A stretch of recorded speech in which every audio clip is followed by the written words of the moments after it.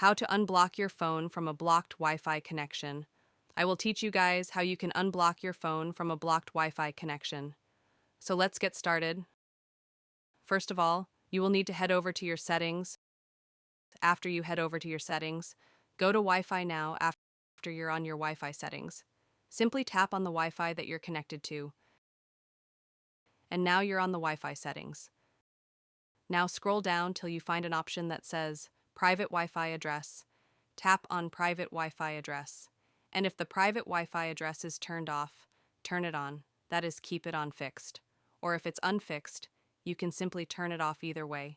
Just change it from the way it was. After you do that, your problem should get fixed as the MAC address of your connection will get changed and now you can use a Wi-Fi. And that is how you do it, guys. And that is all for today's video.